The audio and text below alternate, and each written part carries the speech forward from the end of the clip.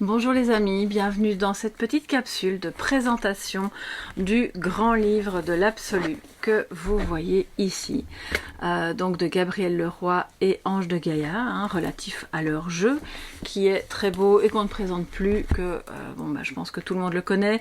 Je l'ai déjà utilisé aussi en guidance sur ma chaîne, mais je vais quand même y référer pour vous montrer certaines choses qui sont vraiment importante par rapport au livre. Alors ce livre, pourquoi j'ai envie de vous le présenter? Parce que c'est une mine d'informations.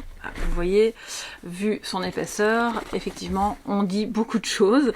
Il y a pour chaque carte, alors je vais vous montrer une image. Je vais relever un tout petit peu la caméra si j'y arrive. Voilà. Pour chaque carte, vous avez une page entière dévolue à la carte en elle-même en couleur en plus, donc ça c'est vraiment bien.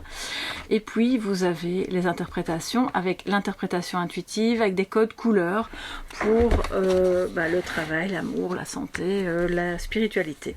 Vous avez chaque fois une description poétique, une signification intuitive de la carte, une guidance, un message de guidance, et puis ensuite de nouveau pour chaque carte, 2 pages entières d'analyse de la symbolique de la carte. Et ça, c'est une mine d'informations, les amis. Moi, j'adore la symbolique, que ce soit dans le tarot ou dans les jeux que j'utilise. Et quand ce sont des jeux trop brut, je ne sais pas comment dire autrement, et c'est pas du tout une critique, ça c'est par rapport à ma sensibilité. J'ai un peu du mal à entrer en contact avec le jeu parce que j'ai besoin, d'avoir plus d'éléments, plus de métaphores, plus de choses qui ne tapent pas forcément dans l'œil tout de suite, et puis après on s'en rend compte au moment de la lecture. Et pour ça ce jeu évidemment est fabuleux, d'accord? Alors on a dans ce livre d'abord une présentation du jeu en lui-même, du jeu et de comment se présente le livre. On a comment tirer les cartes. Si vous êtes débutant, c'est toujours intéressant d'avoir une petite idée rapide de comment vous pouvez vous y prendre avec ce jeu-là, mais pas que. Voilà, c'est une manière générale de tirer les cartes. Comment purifier votre jeu, si vous ressentez le besoin de le faire avant la première utilisation ou entre chaque utilisation. Personnellement, moi je ne le fais pas entre chaque utilisation, sauf si je sens que les énergies sont trop fortes et qu'après une consultation par exemple c'était un petit peu lourd. À ce moment là évidemment on purifie avec un rituel qui est proposé de purification, donc c'est vraiment c'est super. On a 2 personnes ici qui ont créé ce jeu, Ange de Gaïa et Gabriel Leroy, qui ont donné tout ce qu'ils pouvaient dans le jeu, dans le livre. Il y a clairement toute une générosité qui traverse les pages et ça se sent. Ça rend le livre d'autant plus intéressant et je dirais presque attachant. Voilà, alors on a comme idée de tirage la fameuse croix celtique que tout le monde connaît et qui évidemment est une source d'information très précieuse quand vous voulez avoir un état général d'une situation. Donc c'est bien de pouvoir le faire avec un oracle et pas qu'avec un tarot. On a savoir ce que l'on pense de vous, un tirage avec les espoirs, les peurs, les projets, le point de vue. Le tirage du panorama pour tous les domaines de votre vie, amour, amitié, foyer, travail, santé, les études, l'argent, etc. Donc c'est vraiment un tirage très intéressant. Le tirage à 3 cartes classique pour la journée, par exemple l'important, l'énergie à surveiller, mais le 3 cartes classique ça peut être aussi passé, présent, futur, ce que je sais, ce que je ne sais pas et ce que je devrais savoir. Vous pouvez décliner ça de 1001 manières, donc c'est vraiment intéressant de le faire avec ce jeu là aussi, parce que comme je vous le disais, il offre une perspective tant positive que négative de la situation. Ce ne sont pas des tirages bisounours avec ce type de jeu, ce sont des tirages réalistes qui, malgré toute la poésie et toutes les métaphores utilisées et même dans le graphisme, envoie des messages clairs, directs, nets et précis. Alors, le tirage du roseau, qui correspond un peu à l'image que je viens de vous donner, compteur des forces et faiblesses pour atteindre l'équilibre. C'est comme un petit peu un tirage ombre et lumière et comment se mettre en équilibre, donc c'est vraiment très intéressant. Le tirage de la marelle, alors ça j'adore parce que ça reconnecte vraiment à son enfant intérieur, à cet enfant qui est spontané, qui est artiste, qui veut s'exprimer, d'accord. Et là on a quand même 9 cartes qui sont là pour nous connecter à la terre et au ciel, et entre les deux, quel est le chemin à parcourir pour connaître sa voie spirituelle actuelle. Donc c'est intéressant, si vous êtes intéressé, de savoir vers où vous voulez aller et comment, ce qui est le plus adapté à votre situation, à votre sensibilité, à vos affinités par rapport à tel ou tel domaine de la spiritualité. Le tirage de Delphes pour anticiper un changement à venir, surtout si vous sentez que vous êtes un peu dans une période de transition professionnelle, sentimentale ou autre. Et le tirage de Discordia qui, comme son nom l'indique, nous permet de voir comment résoudre un conflit avec évidemment le oui et le non, les différentes options possibles. La résolution évidemment de comment va se résoudre ce conflit, les écueils, les choses à éviter. Donc c'est vraiment super intéressant si vous êtes en conflit avec quelqu'un au travail, dans votre famille, dans votre couple ou en vous-même aussi. Pour moi ce tirage il peut clairement s'adapter à alors regardez, il y a quand même beaucoup de cartes, donc c'est un tirage assez fouillé, assez précis et profond qui peut vous permettre d'y voir plus clair en vous-même quand vous avez c'est un peu le tirage du 2 d'épée, vous voyez. On n'est pas sûr de savoir ce qu'on veut, de voir bien les choses, de pouvoir choisir. Et donc là c'est génial comme tirage, et surtout avec ce jeu là qui, alors vous le savez, moi je tire les cartes à l'envers et à l'endroit avec le tarot, mais ce jeu-là nous montre en réalité toutes les significations, qu'elles soient positives ou négatives, d'un même concept. Bon, moi je prends la première carte. On a le trésor. Alors ça peut être l'idée, la bonté, ou le matérialisme et la récompense. Et selon les cartes qui seront à côté, avant et juste après, vous pourrez évidemment intuitivement savoir si c'est à comprendre au sens plus négatif ou positif du terme. Ça n'empêche pas que vous puissiez tirer les cartes à l'envers aussi, bien entendu. Ça, chacun fait. Pour moi, il n'y a pas de dogme. Chacun doit faire en fonction de son feeling, de sa sensibilité.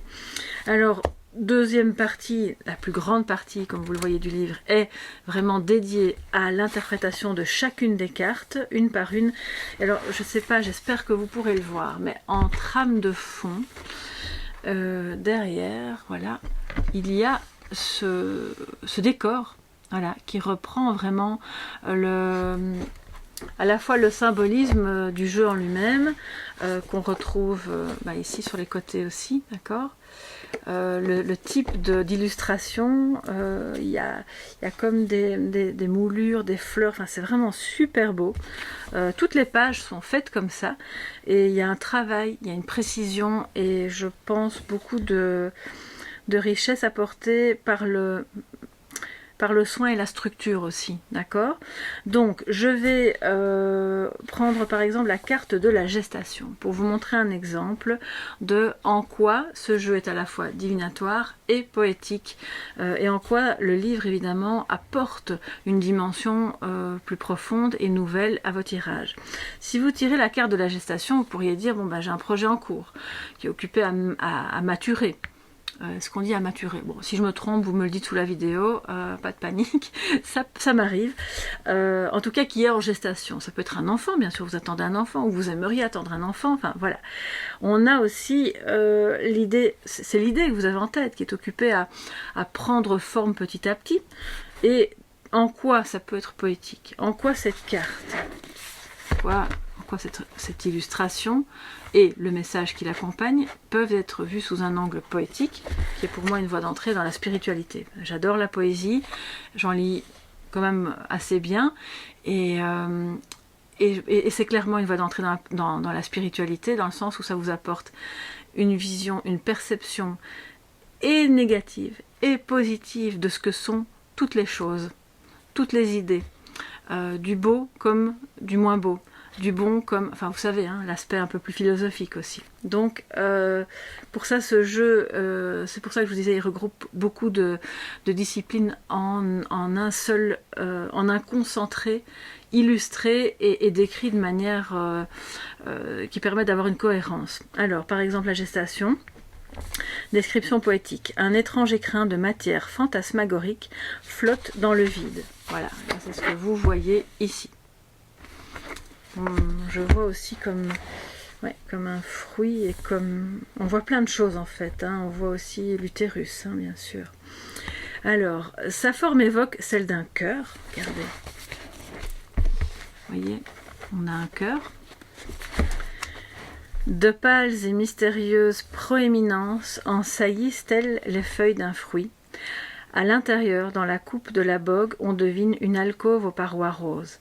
Là, face dans le havre de cet endroit, face à face, pardon, dans le havre de cet endroit énigmatique, s'enlacent tendrement les silhouettes de deux amoureux. Si leurs apparences sont floues, leurs sentiments sont des plus clairs. Ceux-là s'aiment profondément. Et ils attendent quelque chose avec une patience sacrée et une tendresse infinie. Naîtra bientôt l'enfant de leur miracle. Voilà. Alors, vous voyez les deux personnages qui sont juste ici, qui s'enlacent. Effectivement, naîtra bientôt l'enfant de leur miracle. À entendre, ça peut être à entendre au sens littéral, l'enfant, le fruit de leur amour, comme ce qu'ils vont construire ensemble. Comme le fait de, si c'est négatif autour, de se dire on n'est pas assez patient l'un envers l'autre. C'est le flou, alors c'est vraiment, et c'est comme ça que je le perçois, c'est tout à fait personnel, je ne dis pas que c'est que ce sont les créateurs du jeu qui ont voulu ça, d'ailleurs si ça se trouve ils voient les choses totalement autrement, mais personnellement le flou qu'on a ici autour, moi m'inspire le fait que on n'est pas encore vraiment sûr de ce que ça va donner, ce qui va naître entre nous dans cet amour ou dans ce projet ou peut-être dans ce projet d'enfant ou dans ce projet professionnel qui nous passionne puisqu'on a le cœur, on n'est pas sûr de ce à quoi on va arriver, on n'est pas sûr de ce que ça va donner, les contours sont flous, mais on a déjà ce feu sacré en soi qui nous montre qu'on peut aller vers cette chose, vers cette personne, vers ce lien. Il y a toute cette notion mystérieuse. Et en ça, la description poétique est vraiment belle et intéressante. Elle enrichit vraiment très fort la carte. Signification intuitive, amour, travail, santé, spirituel. Comme je vous le disais, les 4 domaines sont évalués, interprétés avec la carte. Et dans le message de guidance, la nature ignore la précipitation. L'homme doit prendre conscience de cette nécessaire patience qui fait toujours bien les choses comme il se doit. Ne soyez pas empressés, profitez de l'instant tel qu'il est fait, tel qu'il se présente, savourez le film de votre vie, sans chercher à connaître le dénouement de l'intrigue avant la fin.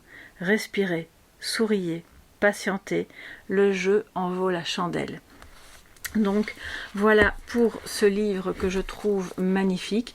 C'est une petite présentation, je ne vais pas vous faire 3 heures de présentation, je préfère vous laisser ici et vous laisser la chance et l'opportunité de le découvrir par vous-même. Si vous n'avez pas encore le jeu et que vous comptez l'acquérir, vraiment n'hésitez pas à acheter le livre en même temps parce que vous allez avoir à ce moment-là un aperçu magnifique. C'est, pour moi, je l'utilise beaucoup en développement personnel, mais comme je vous le disais, c'est aussi un outil tout à fait fiable, très précis pour le divinatoire et bien sûr avec cette touche poétique et les illustrations, enfin les peintures sont vraiment très belles.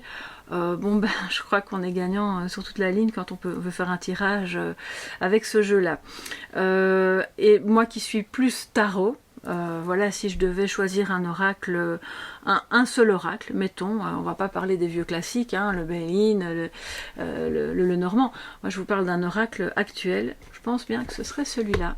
Voilà, et donc si vous avez envie de découvrir mieux ce jeu, eh bien voilà, le livre est vraiment très très intéressant. Il est vendu à un prix, je trouve, tout à fait raisonnable, parce que quand on voit la qualité du papier, des reliures, de la reliure, pardon, des illustrations et de tout, franchement ça en vaut la peine. Donc ça, je pense que si je ne me trompe pas, mais je vais quand même vérifier, alors moi je me suis procuré ça sur le site de Gabrielle Leroy. Je vais vous mettre bien sûr toutes les informations dans la barre d'informations sous la vidéo, donc vous faites dérouler le menu. Et s'il est en vente sur d'autres plateformes, je vous le mettrai là aussi, bien sûr, je vous tiendrai au courant. Voilà mes chers amis, j'espère que cette petite présentation vous a plu, que ça vous donnera envie de découvrir plus en profondeur l'absolu à travers le grand livre de l'absolu, et puis qu'on se retrouvera bientôt alors dans d'autres présentations ou des guidances, ou pourquoi pas dans le café tarot du matin. Je vous embrasse bien fort, passez une belle journée ou une belle soirée. Bye bye.